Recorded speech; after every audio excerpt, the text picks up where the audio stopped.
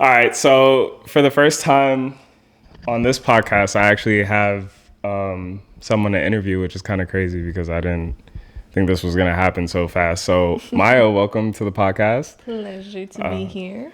What made you like for one, how did you even see the podcast? Did it just show up on your feed on Instagram and you Yeah. saw it? Okay. Well, I follow you, and so it comes up on my feed sometimes what you post, and Okay. I think you may have put it on your story, and so I'll go through Instagram stories. Okay, makes sense. Yeah, because I mean, usually and the reason why I ask is because like I feel like right now on Instagram, they don't share really anything that like from people you follow. It's always Yeah. like random reels, just random crazy shit. And you can curse, by the way. Don't feel, don't be scared to curse if that's your vibe. But yeah, I feel like they share like random stuff, and it's not usually like all of your friends like the way it used to be. So yeah, I had no idea that I was gonna get any type of reaction from posting this stuff because I'm very on and off with Instagram. So posting that, and then you had commented on one of the videos and said that you'd like to be a part of the podcast, and I'm just like, that's just like blew my mind. Yeah. Yeah, no. So it's very cool to have someone here, and actually, I'm not doing this by myself anymore. So it's pretty awesome. Yeah, the setup was cool. I always like to watch how people do things. Okay, cool. Is there any content creators or influencers that you like to watch specifically? Ooh, I don't really know, actually. I'm kind of like blanking on that because like I'm pretty diverse. I kind of just click on whatever looks entertaining Painting, to and then me. you could just go through all of them. Yeah, like I've got a wide range, I think, of like genres. I think occasionally I don't think I'm like loyal to anybody. Okay, that makes sense. Do you feel like you're watching content more on like TikTok, or are you more on Instagram or like YouTube? Any like platform specifically? I think YouTube the most. TikTok, Okay. I've kind of tried to stay away from like the doom scrolling. Yeah. I kind of go there more for like, oh, I want to try like a new recipe or like cooking, so let's look it up, or looking for apartment decor lately. So I've kind of been going on TikTok for that. But YouTube definitely is just like playing on my computer in the background. Okay, cool. So you watch like more of like the long term, like the how do you call it? The long formats, Yeah. like not short format. Yeah. So I do really like this TikTok series that I get. Okay, so when I was younger, I used to watch those like people build like houses in the middle of the woods or something. oh, when they like take all the like raw, like taking the mud Yeah. and like slapping it on around sticks and, shit. like, Yeah. I don't even care that that stuff is fake. I was like, who gives a crap? Is it looks fake, real. though? It is. 'Cause, What? like, behind the scenes, they'll bring in like excavators. and Oh everything, and I'm shit! like, Oh, I had damn no it. idea because I could have sworn I've seen like guys like actually digging in the dirt. I And have seen. I do follow this one guy on TikTok. okay, And he'll like find a tree and he'll just be like, I'm gonna make a little home for the night, and he's really good. But I'll watch like people cooking in like the woods, or my favorite is like people recreating like ancient Chinese traditional ways to make things like Okay. silk or makeup. oh or yes, I've pottery. seen those as well. Yeah, no, they're sick. Put me like, especially with like the peaceful like music in the background, I'll watch 4 and I'm asleep. Oh my god, no, I'm definitely more of like if I'm about to go to sleep for the night, I'm like putting on movies. I can't do like YouTube. YouTube is like middle of the day for me. If I want to find something interesting, I'll play it. But I'm definitely a doom scroller. Like TikTok definitely has its claws into me. Yeah. Like way too much. Like I have to force myself to find something else to do. Yeah, my TikTok is so opposite of my Instagram. It's so funny to me.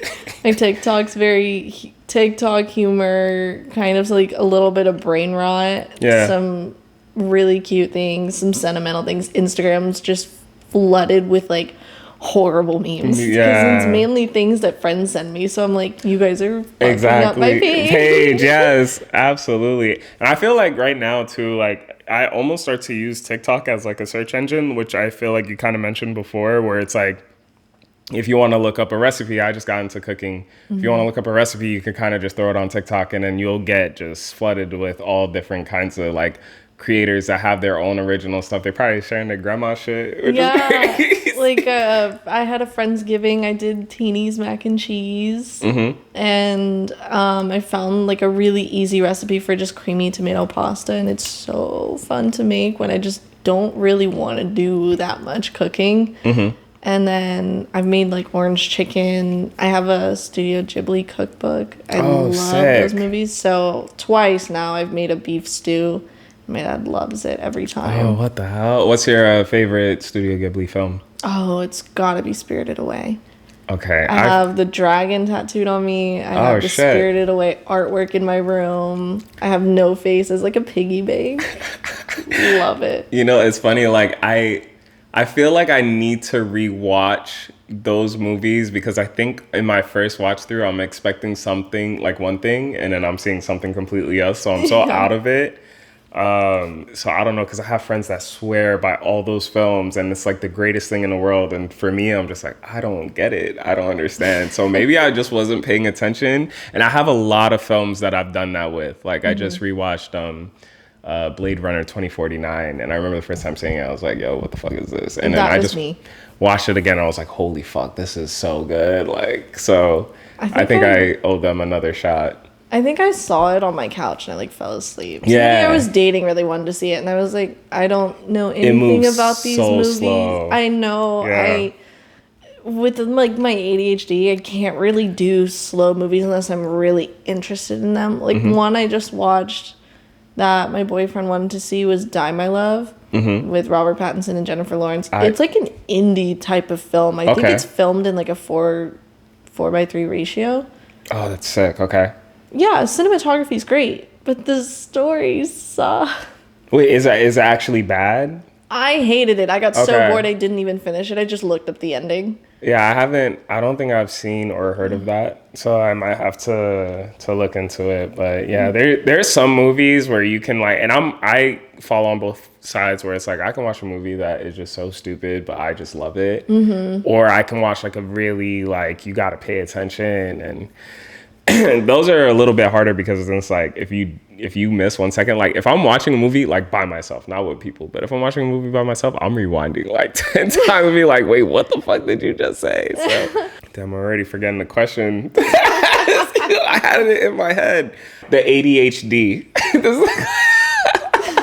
So are you diagnosed with ADHD, or do you just self-figure it out where it's like, yo, I have ADHD? I originally in my first year of high school, I was diagnosed with ADD, and then it got Okay. outdated, so that's not a term anymore. Anymore? Okay. So now it's ADHD. So. Oh shit, okay. And for me, it's more of it's very much my attention, but also it's very easy to forget things, especially when I'm on the go. So like I'll forget to like brush my teeth on the way out, so I have like, but me being me, I'm very clean, so I will just run to like a store, get a $1 toothbrush and like a travel toothpaste, and I will brush my teeth. Or like I'll forget, maybe I was supposed to bring somebody like a piece of clothing, I'll be like, shit, I forgot. I forgot it. Or Yeah. I'll forget the small things. I'm like, oh, I was supposed to do something, and sometimes I'll be like, you know what, if it's important, somebody will tell me. Yeah. I always tell everyone, I'm like, if I'm leaving the house, if you're telling me to go somewhere, add like an hour. We call it Black people timing. I don't know if it's like, give it another hour, maybe 2 before I actually get to when I tell you I'm gonna get there, because I gotta remember everything. But that's probably just my ADHD, to be honest. And I'm not diagnosed. I just figured it out. After being on the earth long enough, I was like, yo, okay, I think maybe like maybe there's a reason. You're just like, okay, something's here. Something's here. Yeah, I was actually bad like academically in school, but you do pretty well in school, correct? My grades, so it was actually a common theme that me and both my parents saw. I do really good in the beginning of the semester, and then right before like winter break, my grades would kind of dip, and then they would continue to dip. Oh shit. And then they'd go back up as I was trying to recover, because for me, just sitting for hours and listening and watching just wasn't anything for me. At least like put a piece of paper in front of me, or like something like a fidget. I really wish I knew what I knew now, which is like I just need to like snack or something or have something to do To like while I'm listening. while you're learning to Yeah. a degree. Okay. 'Cause So I would just fall asleep. A lot. you would follow. Oh. Well, I had a math teacher. I had him twice. He was my Algebra 1 teacher and then my AQR teacher, I think. What's which- AQR? I don't remember what it stood for, but it's like real life math. So it taught me how to see what the population of like a city is based off their area code and how to tell about your tire pressure. I think Okay. it was like advanced quizzitive learning or something. I don't know. My brain It checked stood out. for something. As soon as Yeah. you- But he had such a boring voice. Okay. And he looked like Keanu Reeves. I was like half in there, shit. but like his voice would put me to sleep because my class was the first thing in the morning. But he'd just kind of be there and being like, okay, here's what we do. And I'd be like, an hour and a half of this? Did you love school? Like, did you like the academic side of school, or were you more? Off and on. Okay. So, in middle school, actually, it started in middle school. If I had a teacher I didn't like or didn't necessarily feel like they deserved my respect, Oh, I just shit. wasn't trying as hard because I didn't feel like I had to prove something To- or excel. I could just do the bare minimum and be like, whatever. But when I had a teacher I really loved, I was doing extra projects. I was going above and beyond for like writing or art projects or like group projects.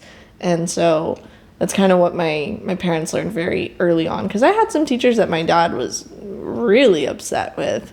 And he used to write emails. Wait, he was upset with the teachers. Yes, Oh because shit. Okay. he believes that a lot of the core teachers, I had some really bad math teachers, some bad science teachers throughout my years. So he was very like, I'm very pissed off that you're not getting the education that like you deserve Sure, because of okay. these teachers that don't care. Okay. And I was like, well, I can't really do Do anything anything about it. about But there were times a lot though when I've gotten older, my dad have talked a lot more. We've gotten a lot closer. Oh, that's So sick, he's okay. just more like, oh, I had tons of meetings. I gave them a piece of my mind, and Oh I'm just like, shit. Oh, he Yeah. wrote for you. well. Also, as I've grown up, I've realized my dad is sometimes a male Karen. Okay, so that's interesting. So, do you feel like if you performed badly in school, was there any time that your parents were like, "Oh, like what the fuck are you doing? Like you need to get your shit together." Like any type of thing My like that. mom. Your mom would get on your two words ass. is my mom. She's a high achiever. Okay. So I don't know if she did it intentionally. It could have been unintentionally. My mom does a lot and says a lot of things that are unintentional. Okay. But throughout my entire life, it was, oh, I graduated early. I did 3 years of college. I did graduate school. I double majored. So yeah, where are you gonna go for college? And I'd just be like, I don't know. My dad was more like, I did 5 years of computer science in college, and I switched my last year of college into psychology. You have time. My mom's have more time to like, do it. go, go, Okay. go. Okay, My that's dad it. likes to remind me that it's okay to slow down. And it's okay Okay. to So change you your had mind. two very different dynamics in terms of parenting. Very. Okay. Cool. 'Cause Very, very, very. my school was horrible. Like I went to a great school, like high school. I mean, college, a whole different story. Mm-hmm. High school, my dad was just like crazy. Like it was just like if I brought any type of bad grades home, it was like insanity in the house. Oh. And it was actually to the point that there was one time I was doing so bad. I was like failing classes because everything I did, I checked out. Like life at home was so bad. So life at school, I didn't give a fuck about the academics. I did all the extracurriculars. So I, band kid, dancing, all that stuff. I was just all my time and energy went into that. Fuck the school. The creative outlets. Yeah, where you could exactly. Expressing be yourself, more. Yeah, be 'cause yourself. in academics, you're more of in a box of like, no, this is right, No, this is not. With everything else, exactly. it's up to interpretation. It's free, you know what I mean? Mm-hmm. So I remember just bringing the worst grades and I was just getting so much shit for it. And then I remember bringing good grades home and he was like, what the fuck is wrong with your teachers? Because I know this shit isn't right. I was like, bro, at this point, like, what the hell do I do?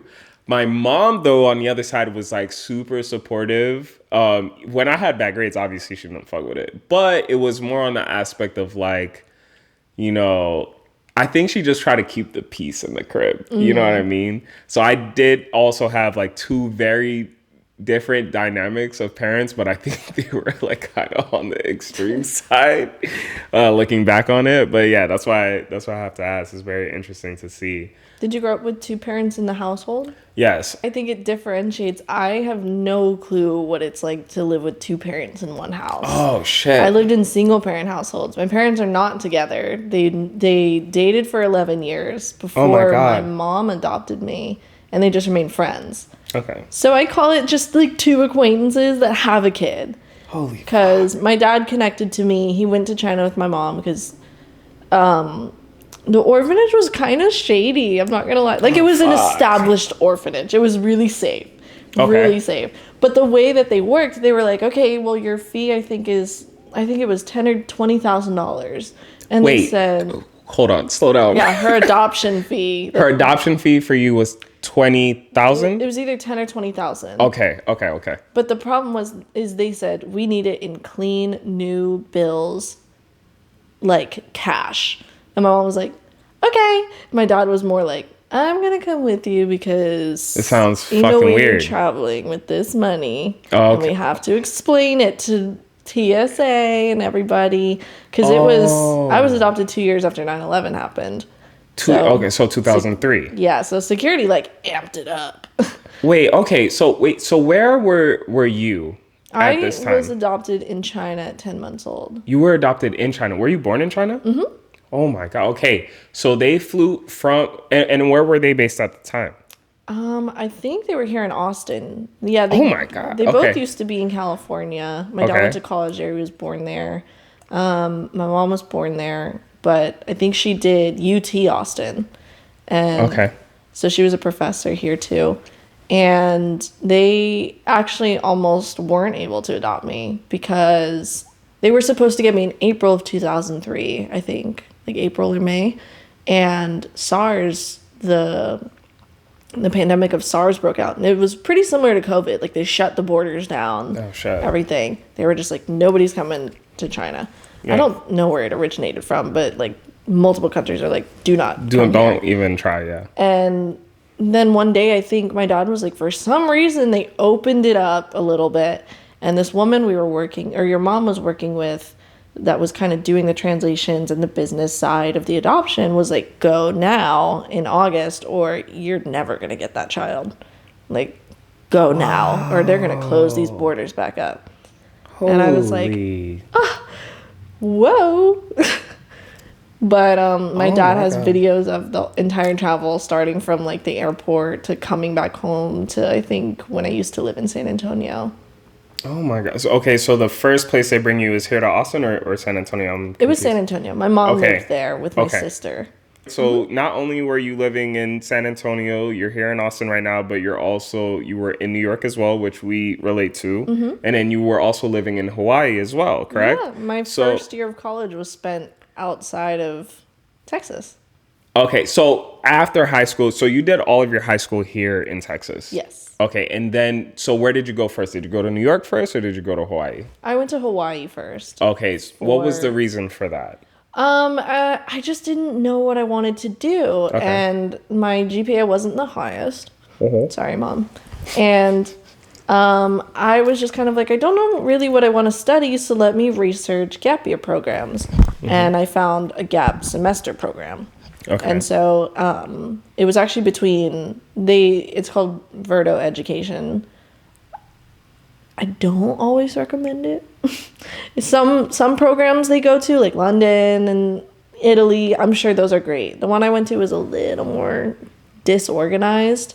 But I went to Hawaii from September to December, and it was gorgeous. I loved it. I lived on the Big Island, far away from society. Really? So I don't know anything about Hawaii besides like Lilo and Stitch. Like, I don't know. It's gorgeous, and the people are very nice, and the food is amazing. I lived So the touristy side's kind of northeast, or there's two sides, two major cities that we kind of visited. One of them was Hilo, and that's more east. It's Okay. less touristy. Kona's all the way on the west coast. That's very touristy. Like all the gift shops and everything is there. Hilo's a little bit more of a local area. But then you go all the way from like the northeast coast.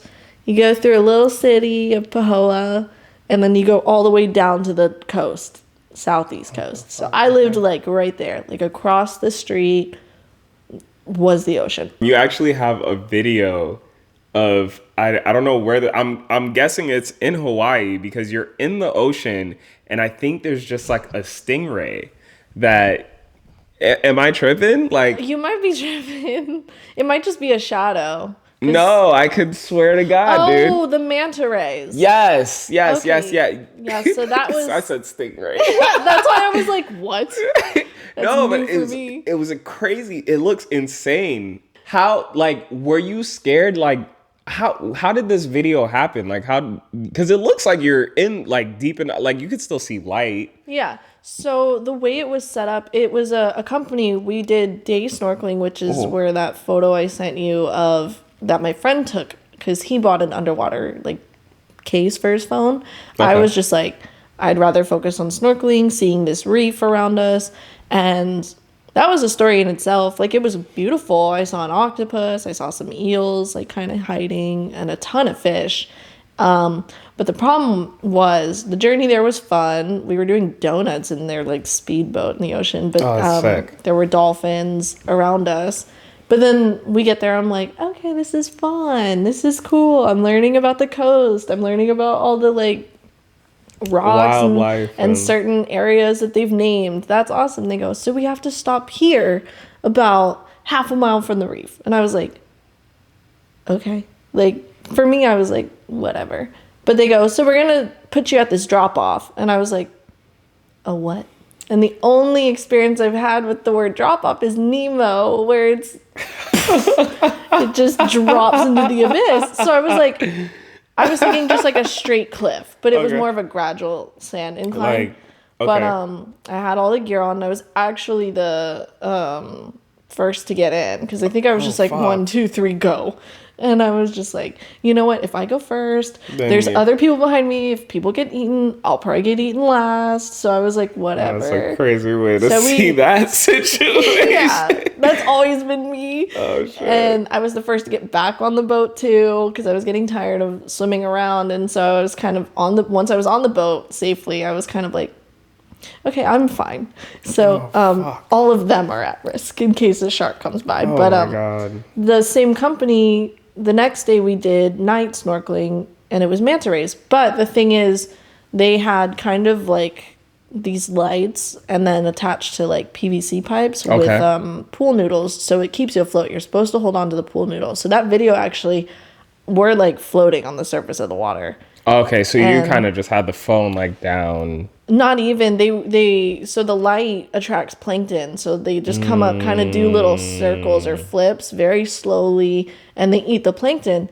So it would go, I would be able to extend my hand, but then like one would come up. So the video I sent you, the phone's actually like at my chest Okay. to the point where I was like having to record like this sometimes because like I could go like that and You like, touch them. yeah, I could reach out. Like they were super close to touching. It's fine to us. touch them, right? Yeah, they had named them too. They were like, "Oh, that's like Big Mama," and I was like, "How can you tell? They all look the same." But this is at night though, right? Yeah, So were you not like freaking out that you're Oh, I was in the ocean freaking- in the middle of the I night? was freaking out. Dude. But there was also like 7 other boats doing this around the Okay. area, and it wasn't actually that deep. Like I could see the bottom. I could Oh, see okay. the rocks. So it's not like a dark yeah. abyss under you. Yeah, when you're no, doing the this. lights Okay. helped a lot, and I was more so like, this is amazing. We're in a group of people. Those people look very further out, so they're kind of fucked first.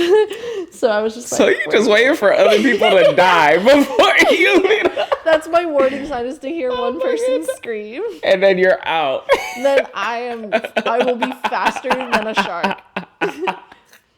No way.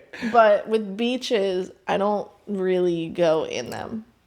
I don't go in beaches either. I'll sit where the water comes up. Like the water gotta come to me. And if I'm like really brave, I gotta be there for a few hours before I get like knee deep. And that's as far as I go. I'm not far. I'm ankle deep max. I'm staying on the sand. I watch Soul Surfer, bro. I'm good. Oof. I'm good. I've seen that movie. That's what also gave me my fear. No, I saw that movie really young. When me and my sister were kids, my sister literally had a poster of that girl, the Soul Surfer girl. And it was crazy because, people come over and the main poster in her room was this girl with her arm off. And I'm just like, back then you don't think nothing of it. It's like, it's a dope ass poster. I'm pretty sure she probably got it at like, I don't know if you know what this is, like Scholastic School Fair or something. Oh, yes, the book fair. Yeah. So I'm pretty sure she got it at that. But then like now us being older, I'm like, yo, what the fuck did you have this traumatizing ass poster in your room? She's like, I don't know. So yeah, no, I was like, after that, I'm like, I don't. And I actually watched the movie recently. I had never seen the movie before, but I was like, let me watch something. And then I found that. I was like, yeah, nah. And that movie terrified me, especially because like a whole arm and they have to go to the shore. And I was like, oh, yeah, no, just leave me out there. Did you go strictly from Hawaii to New York, or? I came home, so I was on a transfer guarantee. I went to Pace University afterward, where they had a list of colleges that were like, okay, it's a transfer guarantee as long as you like meet this requirement or have this GPA. And I was like, okay, let's try New York. I mean, I've been there for a school field trip once. Mm-hmm. I went in the summer for college tours while I was touring the East Coast. And I would love to explore this area. And of course, New York is in all the movies and TV shows. That's fine. Gossip Girl. All I watch is SVU. Oh, you're SVU? I'm an SVU person. I've never watched it. I love it. Absolutely love it. Good, so I was like, I could visit all the filming sites. Yeah. Maybe I can see them out there. So I was like, that would be a dream. I was focused on the glamorized New York. Of New York. Mm-hmm. Were you in where you were like Midtown? Lower Manhattan. Lower Manhattan. I think it's like an 8-minute walk from the One World Trade Center. Oh, 1 minute? 8 minute. Oh, I was supposed to be like, dude, you're next door? You're like a block away. Yeah, I was on 55 John Street, I think, or 44 John Street, one of those. And so how was that experience? How, New York itself was nice, but I was supposed to have a roommate. I was living in a double. She moved to Jersey right before I got there. She moved to Jersey? Mm-hmm. A lot of people, just by listening to their conversations in my dorm building, were like, yeah, I'm just going to move out of the dorm and I'm going to go to like New Jersey because it's cheaper. Cheaper, absolutely. I knew nothing about the pricing there. So I was expensive. Just like, okay. I was like, it's Lower Manhattan. I mean, I was like, I had a little bit of college stuff saved up. My parents, fortunately, my dad started saving for me when I was really young for college. So I was like, I'm very fortunate enough that I don't have to worry about this, but good luck, guys. But it was 17 floors. Holy that was my dorm. It was like a dorm apartment, basically. Yeah. But it's just for freshmen. And the building sophomores. Is just for freshmen? I think it was freshmen and sophomores. Okay. And this building is directly tied to Pace University. Yes. Okay. But it was like 3 blocks away from the university. 3 blocks away from the university? Yeah. That's right there. Yeah. It wasn't, it's like it was so tight knit, just like 1-lane roads, bunch of construction. Okay. It wasn't that taxing. But, because I didn't have a roommate and my window was dirty. I was on the 4th floor. I had my own private bathroom, which I was so thankful for. So thankful. I was like, great, awesome, no communal shit at all. I had a full-size fridge, a microwave, a little cabinet. I had 2 desks, 2 mattresses, the most uncomfortable mattresses I've ever been on. Mm-hmm. It's horrible. And I got to explore New York a little bit. I never went outside after the sun went down. I've seen New York. You never went outside in the dark? Never. So this is, at this point, what are we talking? This is, what year 2022. Yeah, so I would go during the day. Really? because That's so crazy. my phone location updated to New York. So I was getting all the news, all the TikToks of, well, here's what to do in New York. Here's a fun thing to do. So I'd find some fun things, but then I'd see like, oh, man punches another woman like on the street. And I'd be like, oh, or like another person. Or it'd be like another person was pushed onto the tracks, and I'd be like, "What?" No, I remember seeing those. No, you're so valid. You're so valid. My safety is just like so paranoid Priority. because the thing I've always said since I was younger is I am kidnappable weight and I am kidnappable height. I am. Absolutely. You can scoop me up. Did you have an experience, whether it be in New York or anywhere else, where the first time like you were like, holy fuck, like I'm in fucking danger, or this could turn bad, as like this could be really bad, this situation? I think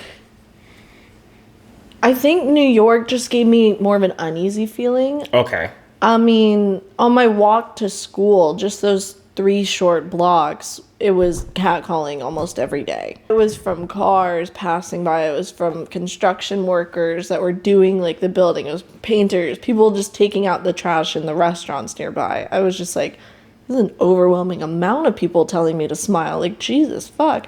And I always kept my headphones in because I was like, if I just look and ignore it all, I'm sure I'll be fine. Hopefully. I still kept them on the sound awareness though. So you can still hear what's going on. Yeah, Yeah, that's important. Yeah. because the minute somebody reacts negatively, I'm running. Are you? That was gonna be my next question. I was like, are you gonna be running, or are you swinging? I'm running. New York has a different breed of people. I am not swinging. No, I felt that. Like here, I'm comfortable. I'll swing. I'll Okay. bite back. But Okay. like, New York was just like, oh my God. I think it was also because I was alone. Like, I mean, Yeah. I joined in the middle of the semester too, so nobody was really that friendly at school. They would talk to me in classes sometimes, but I genuinely, honestly had no friends. So your boyfriend's in a band, and they're doing a few things now, or a lot of things right now. Yeah. So tell me about how you guys got to meet and how you got involved into the production side of things with the band. Yeah, so my friend actually knew the drummer, and they were performing their first live show here in Austin. They've had a few songs that came out, a few singles, and they were pretty low at following. I want to say like a few hundred followers, like very new. Yeah. Especially the social media game. Like they in the beginning they could not do social media marketing. I was like giving them all these things. I was like, you got to cross promote, you got to do this, you got to tease things. You can't just here's a song. Yeah. And so I went just to support the drummer. I had met them before. The drummer's name is George. I've met George and his brother Max before, so I was comfortable. I was like, sure, yeah, let's meet up and all this stuff. Like, I took video. And they were having a little house party afterwards to celebrate their first live performance. And that's when I got to meet the rest of the band. So my boyfriend, Mars, he is one of the vocalists. And then my friend Isaac is also one of the vocalists. And then Aaron is their guitarist. So we just got to hanging out. And I mean, my mom's cousin is in the music industry. He's been in a band in the early 2000s, Grupo Fantasma, and he was also in the Black Pumas. He's not a singer, but he plays a lot of instruments, like a lot. I couldn't even name all of them. So he's well versed, well versed, especially in different parts of the world in music. Okay. And so I, very young, I would sometimes visit with my family. I visited the studio he was working at, I think, once years ago. It's a very vague memory. But it's just kind of like music's been around. My mom double majored in college for psychology and opera. And so she used to want to be an opera singer, but she chose a more stable career, because Yeah. the 'Cause entertainment industry is always like a is hit or all miss. over the place. Yeah. No, Yeah. absolutely. And then my dad right now, I don't remember if he's like a co-chair or or like just like a founder or something. No, not a founder, but something. He works with this foundation called the Sims Foundation, which provides mental health support and like therapists to musicians. I think right now it's in Austin, but it could be in Texas. I can't remember. So he's kind of always, ever since I said I was interested in the music business, he was very much like, oh, I'm meeting with so many people. Like, I mention you, I talk about this. Girl I went to high school with, or mutuals on Instagram, she's worked in the music industry as an A&R and has, I think, done management for this indie band I actually went to go see, Sunroom. So, I mean, I know like that Austin is like, they call it the music capital of the world. Mm-hmm. I don't know if I believe it first. I know it's called that. It's definitely a big music city, but I don't know if I would call it the music capital of the world. But that's what they call it. How is it for the band, being as you're so involved? And I feel like you could kind of see firsthand, and also just being in a position of like, when you're not in the performance side of things and you're kind of watching, how is it maybe for them and also for you yourself, seeing how they are doing themselves, but also in comparison with everybody else that's in the middle of the music capital of the world? You know what I mean? Because there's a lot of artists that are out here. Yeah. I mean, like local artists, upcoming artists, and 3 of them are based in San Antonio. Aaron, Mars, and Isaac. In the band. They all live in San Antonio. George lives here, and Troy lives in Dallas. So Austin's kind of the meetup spot for practices. Wait, like currently they all live in these different places? Currently. I thought they were all from here. No. And they're just, I've seen a little bit of the content. I've listened to a couple of songs, but it's also definitely out of my like normal listen session. Yeah. I'm always open to everything, but definitely some new metalcore type of music inspired by like Thornhill, Loathe. I mean, the Mars and Isaac, I know that's one of their favorite bands is Loathe.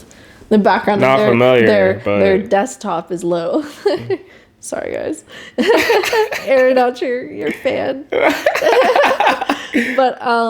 it's just that kind of dreamy metalcore scene where it's heavy, but it's also got like raw emotion behind a lot of lyrics. I mean, I've gotten to see the songwriting process, the production process, the practices, their test shoots, and just how they communicate with each other. They'll get it. Because I know George is a drummer. He's also pretty knowledgeable on the guitar, and Mars himself did singing, did guitar. He grew up around a lot of well-established musicians. I mean, he's toured with the brother of Selena Quintanilla, A.B. Quintanilla. Not familiar, but who is that? So I hope I don't get roasted. I don't know. You might, because in Texas, Selena. Okay, that's fine. Selena was the big artist that really brought in like the Spanish music. She's from Corpus, so Mars is from Corpus. Oh wait, okay, hold on. No, I don't want to sound crazy. They're gonna be like, "You lying?" I don't. I swear to God, I might. But you know what? Some artists, I feel like you gotta hear the music and you be like, "Oh, okay." She did the really famous like "Bitty Bitty Bom Bom" song. Oh, Bitty Bitty Bom Bom. That's her. Okay, so I know. Okay. I was like, "Yo, fuck." So he's his family, I think, is friends with that family. His uncle, I think is an artist himself. I think I've been in his house once while taking Mars to Corpus, and I think he's got a Grammy for something, for a project I think he was involved in.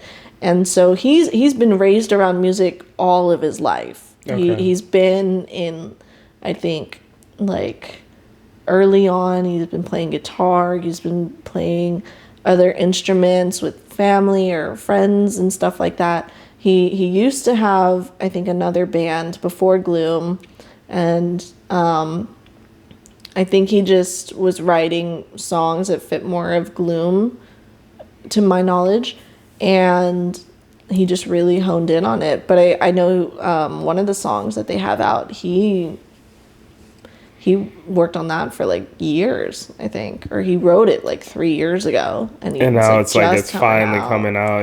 Yeah, and so their writing process is flowing. I mean, I saw him basically write a whole song in like one night. He'll knock it out of the park when he gets that spark. When he gets that spark, you just sit quietly and watch. So how's the dynamic between being in a relationship with someone that's in the band, but then also like being someone that's part of like the production? Because that space can be super stressful. And already to be in a relationship is a stressful situation. You know, I mean, you have life to go through. Mm-hmm.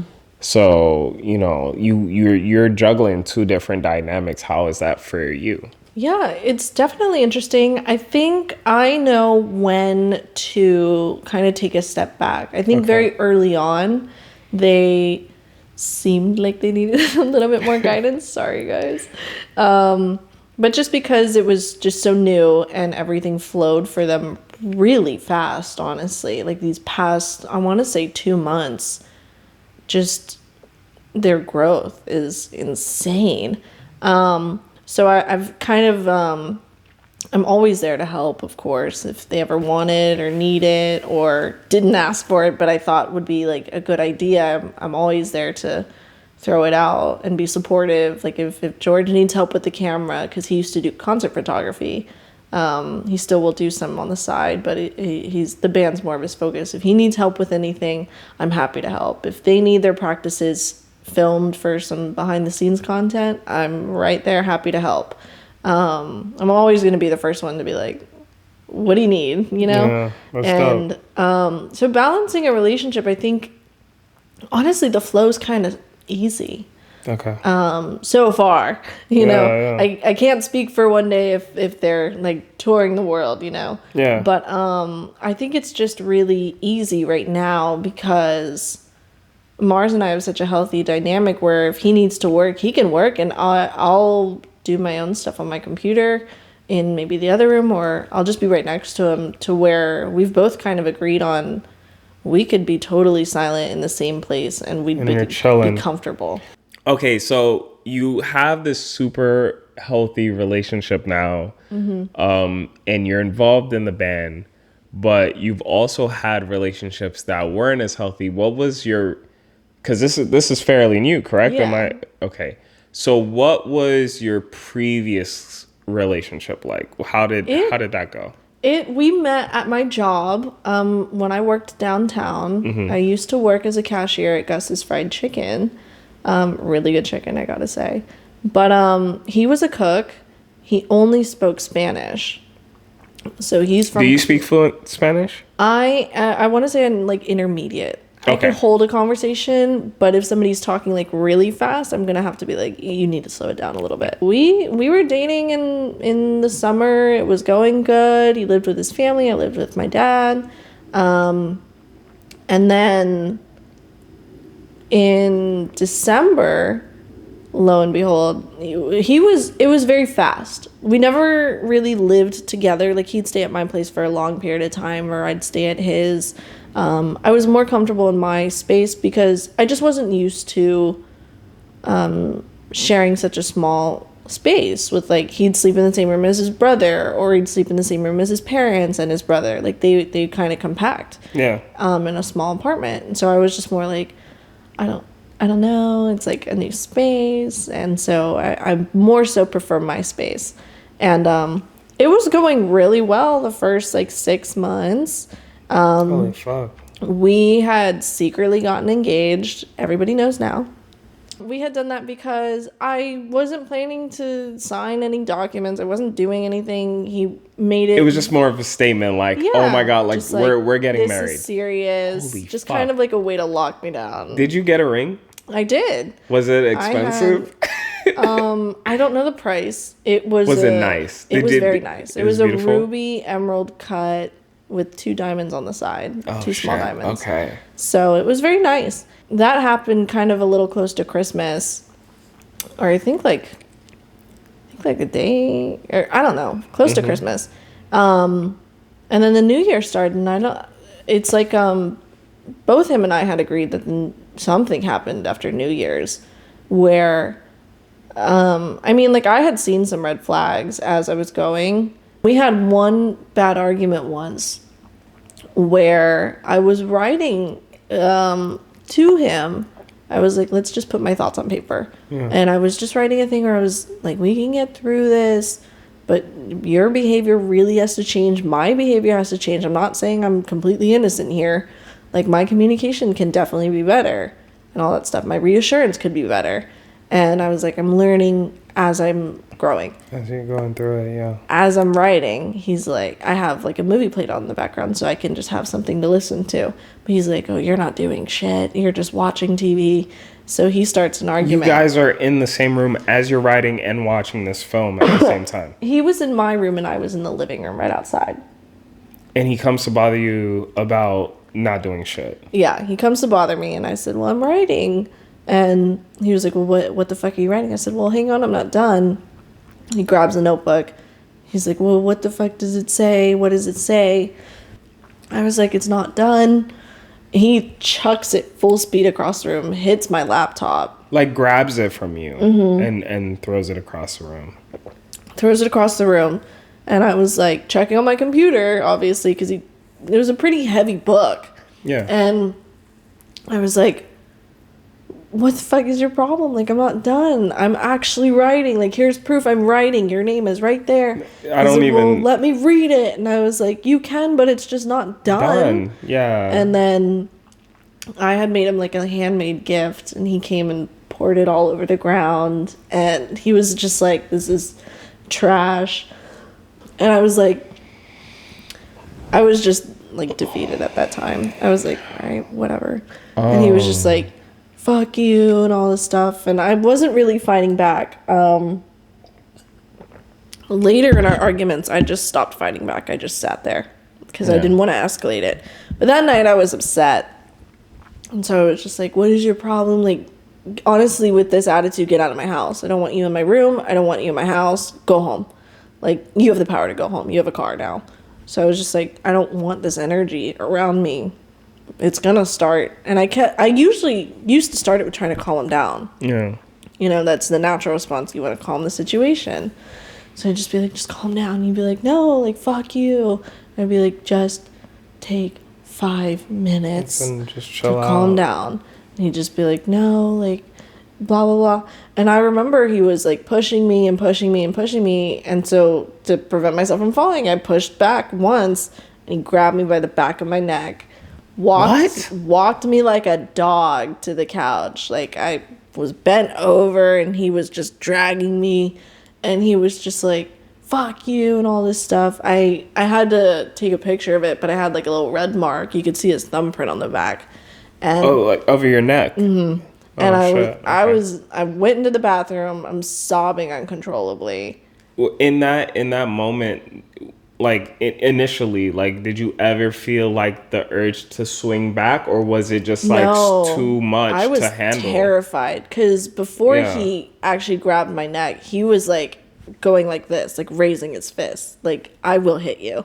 And he never hit me, but he would threaten it all the time. I mean, he didn't hit you, but he is physically grabbing you and pulling you into, okay. Yeah. And so I told him, and that was one of the first times, but I told him after everything had calmed down, after a few days, I said, I was crying, and I just said, statistically, I know how this is going to go. Statistically, you're going to do it again. I know the statistics. And he was just like, I'm not going to do it again, blah, blah, blah. And I said, I know you will do it again. So I'm fully confident in it. Let me ask you, you're saying you knew this statistically.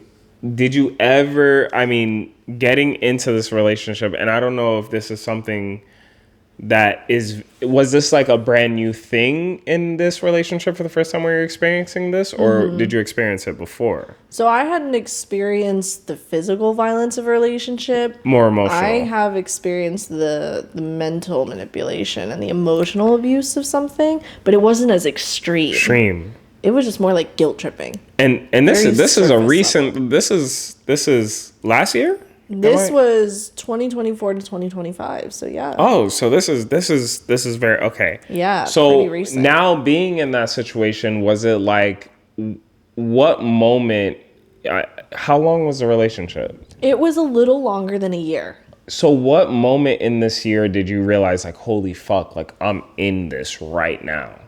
I think it was after I had taken him back after a few times. Okay. Because then, I mean, like, we'd had more arguments, more shoving of him. I'd shove back, and I started to lose myself because violence is always my last answer. Yeah. I made joke about it, but, like, not, like, domestic violence, but I made joke, like, oh, she's annoying, let me hit her. Like, light shit. But I've always been the one that's like, leave me alone, okay? Now things are scary. Let me tuck my tail and run, because I don't know what the fuck to do. And so we had more arguments, and it got nastier and nastier. I mean, he started repeating the same things, like, you're not worth my time, you're a waste of time. There were a few times where he'd physically try to rip the ring off of my finger, but it was a tight fit. The one that he gave you. Mm-hmm. It was a tight fit, so it would hurt. And I would tell him, I'd tell him, like, ow, that really hurts. And he'd say, I don't care. And, like, I was just like, ooh. Yeah. I was like, all right, but if you do know, like, if this ring comes off, I hope you know, like, we're done forever. It's not going back on. So he would just be like, he'd leave it alone. I dropped him off at his parents' place. Mm-hmm. And he said something snarky. And I just said, okay, I'll see you tomorrow. Like, telling him I basically wasn't coming back for the night. I wasn't going to come get him so he could stay at my house. And I am reversing out of the parking spot. He opens the door and just rips me out of the car by my hair.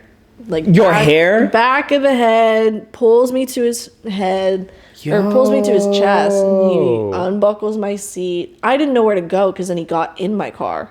So I was like, where the fuck do I go? So I go running back to his parents, actually. Like, his mom was holding me, like, telling him, do not come any closer. Your parents are saying her parents, or his parents. His parents are telling him not to touch you. Yeah, his mother was like, just let her leave in peace. Let her go home. And he kept being like, no, she's dramatic. I barely touched her. Like, he even was like, Mom, I just went like this. And I was like, no, it hurts. It hurts. And I knew enough Spanish to where she understood everything I was saying. She only spoke Spanish at this point, maybe? The whole household spoke Spanish only. Okay. They only knew, like, hi, how are you? What's your name? Okay. Very basics. And his dad was just, like, watching this whole thing. And I was like, maybe, finally, if the family's seeing this, he'll chill. Yeah. And so I left. I didn't speak to him for, like, a week. And he was just like, I need clothes. Can you bring me clothes? And I dropped him off and somehow guilt tripped his way back into my space. And then I reached a depression that I didn't know I was in. Mm-hmm. So it was just a whole completely different dynamic. And how does it feel to adjust to that? Is it like a feeling of relief now? I think because I've been in I have been in a group therapy program, which is DBT therapy, dialectic behavior therapy, which also teaches us how to regulate our emotions, but set our boundaries. Mm-hmm. And it's a very supportive environment. I really, really enjoy it. I was in that program for a while before I met my current boyfriend right now. And I had a month after getting out of the hospital and ending that relationship. I had a month where I wasn't in the program because they didn't have a spot open yet. And I just did a lot more internal healing. I spent a lot more time alone, not interested in a relationship at all. Like, when I met Mars, actually, I was like, these are homies. These are friends. I am not interested in any of them. Yes, it's like a group of guys, but I just get along with them, and that's fine. And so it just like was naturally built, and I have like nothing but good things. No red flags. And I've told him too, I'm like, here's what I look for. Yeah. And here's what I want.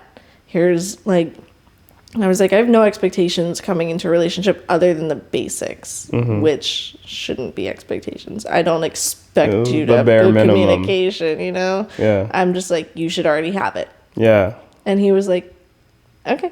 Yeah, cool. I agree with everything you say. Honestly, already, I mind you, I just followed the band page. I think it's a band page. I don't know if Mars has his own page. TX. Yeah, every band member has their TX. TX. Yeah, Texas. I just followed the page, so I'm gonna get to learn about the group a little bit more. But already from this conversation, I fuck with Mars. I think he needs to pull up. He does. He wants to. I mentioned it. He was like, next week. No way. Like, have you showed him any of the clips, or is he completely blind to it? I think he followed you back. Yes, he did. He did. So he's probably. Or I don't know. I thought it was just a band page, so I didn't know if I don't know if you was like account manager. No, I'm not the account manager. Okay, so I didn't know, but the group. The page followed back, so if he followed back, absolutely would love to have him on here. Oh yeah. I appreciate you so much. I can't tell you enough. This was so fucking cool. This is the very first interview that I've ever done myself for my own shit, whatever. Not behind the camera. Not behind the camera. In front of that shit fully. Which I'm not gonna lie, like yesterday we spoke briefly, super stoked. Today just dealing with doing all the production side of things, I started getting nervous, and now like we're just chopping it up. And I'm like, this is so crazy. But I also think that I wasn't expecting it, but you brought up so many like really important topics that I feel like people will really be able to relate with and get information for. And I just appreciate you for coming on the show and just talking shit. So love being here. Absolutely, yes. We'll love. Hopefully have you again sometime when the shit's more established. And definitely would be excited to have Gloom and Mars and the rest of the team on here. It would be awesome. Yeah.